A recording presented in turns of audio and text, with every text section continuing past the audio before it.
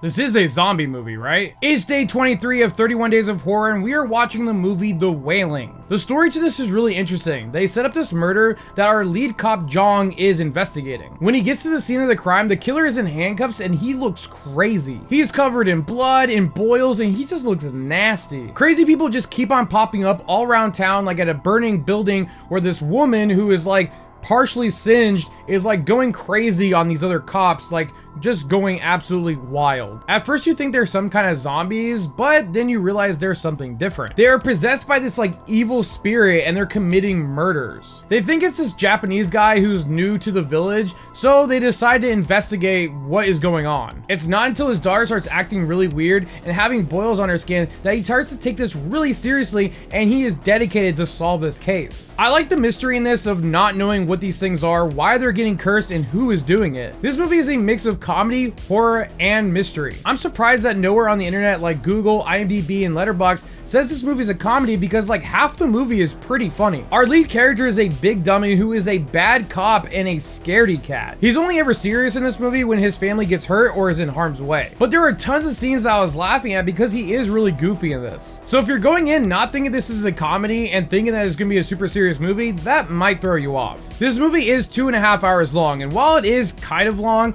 I do think it tells enough of an engaging story that you don't really feel the runtime. We also get so many twists and turns that you want to see what happens next. The visuals in this are really good. It creates this eerie and drabby feel throughout the film. The acting was also pretty good from the lead and the side characters, and especially from his daughter. She did a great job in this. The one thing I didn't really like much about these possessed people is once they get done brutally murdering people, they just suddenly start acting less violent. What I mean by that is, how can you go from horribly killing some people to just kind of like flailing at cops and like kind of just slapping them and not really trying to kill anyone else other than the people that were in the houses? Like, they don't really do any damage to any of the cops that are trying to stop them. The only one that actually does hurt someone is near the end of the movie when like the dude gets his face bit. But other than that, the possessed people don't really harm anyone outside the people that they brutally murdered.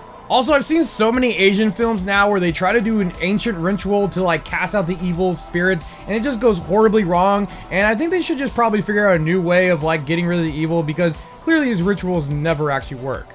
While I do think the tone of the movie is a bit confusing at times, I still enjoyed this film. On a scare meter, I'm going to give this a 0 out of 10. On a blood meter, I'm going to give this about a 4 out of 10. This is why I give The Wailing a 7.5 out of 10. If you guys like this review, hit that like button. If you guys want to see more, hit that follow button. And as always, thanks for watching.